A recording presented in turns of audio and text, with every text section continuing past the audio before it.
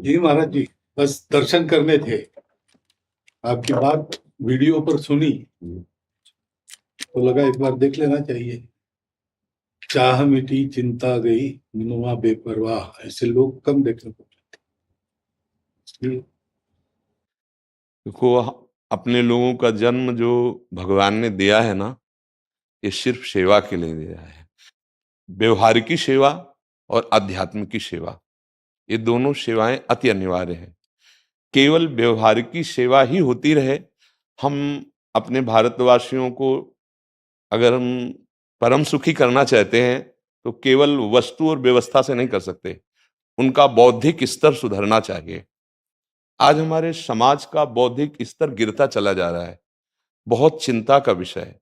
हम सुविधाएं दे देंगे, हम विविध प्रकार की भोग सामग्रियां दे देंगे, लेकिन उनके हृदय की जो मलिनता है, जो हिंसात्मक वृत्ति है, जो अपवित्र बुद्धि है, ये जब तक ठीक नहीं होगी तब तक हमारा देश धार्मिक देश है, हमारे यहाँ धर्म की प्रधानता है।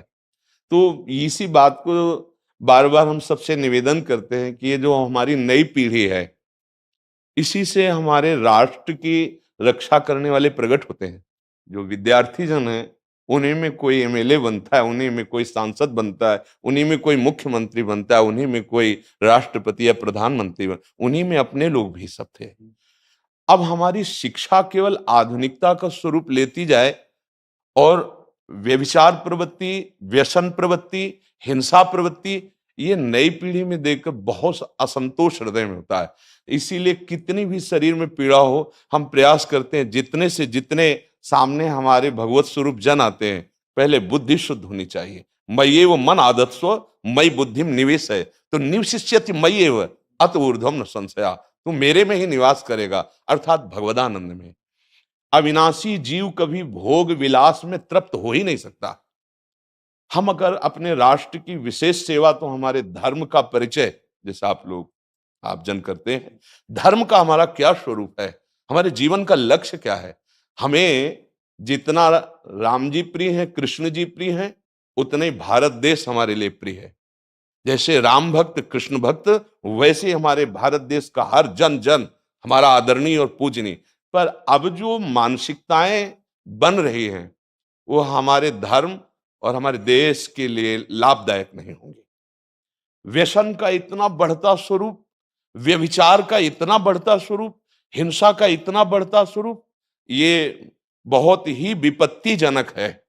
अगर ये बढ़ता रहा तो हम विविध प्रकार की सुख सुविधाएं देने पर भी अपने देशवासियों को सुखी नहीं कर पाएंगे, क्योंकि सुख का स्वरूप विचार से होता है। सुख और दुख की स्थिति सत्य नहीं है, आगमा पाइनो अनित्यास, लेकिन हमारा विचार, और विचार हमारा गंदा हो रहा है। बस हमारा उद्देश्य यही है कि हमारे देशवासियों का विचार शुद्ध होना चाहिए। अगर विचार शुद्ध है तो राष्ट्र प्रियता, जन सेवा, समाज सेवा, ये सब स्वाभाविक होने लगेगा।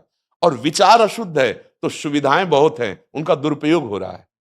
तो बस आप सबसे बड़े बड़े जो उपदेष्टा जन हैं, जो बड़े बड़े धर्म की रक्षा के लिए भगवान ने जिनको भेजा है, उन सबसे यही प्रार्थना है कि सब व्यवस्था करते हुए हमारे देशवासियों की बुद्धि अध्यात्म को समझे। बिना अध्यात्म को समझे दुख सुख की समानता बिना किए परम सुख का अनुभव हो ही नहीं सकता। इस मायाकृत भोग पदार्थों को भगवान ने दुख योनया कहा है। मानो एक बोर्ड लगा दिया, दुखालयम अशाश्वतम।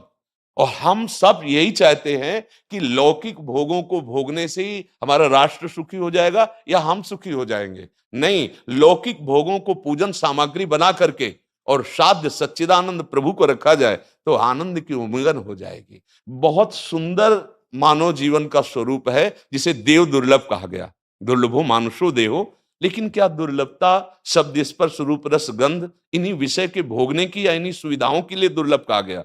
दुर्लभ है किसी सच्चिदानंद सुख के लिए। और उस सुख को तो हम भूले हुए, एकदम बहते हुए शब्द स्पर्श रूप रसगंध के प्रवाह में चले जा रहे हैं और इसी को सौभाग्य समझ रहे हैं कि हमें सुख प्राप्त हो रहा है। नहीं, हम सबसे प्रार्थना करते हैं कि आप अपने धर्म को समझिए। आप अपने स्व को जहां जहां स्थापित करते चले जा रहे हैं, आप उसे गंदा करते चले जा रहे हैं। मदिरा में, हिंसा में, द्यूत कीड़ा में, बेविचार में, इसे दोष नहीं समझा जा रहा आज, और हमारे शास्त्र और हमारा धर्म इसको निषेध करता है। कलयुग की स्थिति बताई गई है। छोटे छोटे बच्चे व्यसन करने में लग गए। आज स्कूली विद्यार्थी जिनको ब्रह्मचर्य से पुष्ट होना चाहिए, वो ब्रह्मचर्य नष्ट कर रहे हैं। ये बड़ा चिंता का विषय है। हमारे देश के लिए जो जवान चाहिए, हमारे देश के लिए जो भक्ति चाहिए, उसमें बुद्धि और शरीर बल दोनों होना चाहिए। शरीर बल क्षीण हो रहा है क्योंकि व्यभिचार प्रवृत्ति में बहुत कमजोर अवस्था में, जैसे गेहूं की फसल है और गलेथ में काट ली जाए तो ना दाना मिलेगा ना सही भूस मिलेगा, ऐसे ही 20 वर्ष की अवस्था तक यदि ब्रह्मचर्य नष्ट कर दिया जाए तो वो गृहस्थ के योग्य में नहीं रह सकता। राष्ट्र सेवा की क्या बात है। हमारे राष्ट्र सेवा के लिए बहुत विशाल हृदय की आवश्यकता है। हमारे शरीर को बहुत स्वस्थ रखने की आवश्यकता है, तभी हम समाज सेवा, राष्ट्र सेवा। तो शरीर और बुद्धि दोनों का स्वस्थ होना बहुत आवश्यक है। तो शरीर को तो नष्ट किया जा रहा है विषय भोगों में। लोग समझने लगे हैं कि मांस खाने से हमारा स्वास्थ्य अच्छा रहेगा, हम बलवान बनेंगे। अध्यात्म बल नहीं तो तेरे शरीर की चर्बी बढ़ा ले, लेकिन तू न काम पर विजय प्राप्त कर सकता, न क्रोध पर, न लोभ पर, न मोह पर, न हिंसा पर। फिर क्या जीवन। तो इसीलिए हमारा बार बार हृदय में सबसे प्रार्थना है, जिस संत भगवान भी आते हैं, ये देखो इस समय आवश्यकता विचार शुद्ध करने की है, आहार शुद्ध करने की है, आचरण शुद्ध करने की है। हमारे देश ने चरित्र की पूजा की है। रावण किसी बात में कम नहीं था। आज भी कोई शिव अगर अभिषेक होता है तो तांडव स्तोत्र उसी का गाया जाता है। जटाटवी गलत ज्वल प्रवाह पावित स्थले। ऐसा विद्वान और ऐसा बलवान जो 20 बार जैसे झूला आराध्य देव को झुलाया जाए, ऐसे महादेव सहित पार्वती को बाजुओं पे झुलाया, वो महाबली चरित्रहीन हो गया तो अपने देशवासियों ने राक्षस कह दिया उसको। चरित्र, आज हम चरित्र पर ध्यान ही नहीं दे रहे। चरित्र बेचना मतलब कोई समझ में नहीं आ रहा। छोटे छोटे बच्चे चरित्रहीन हो रहे हैं।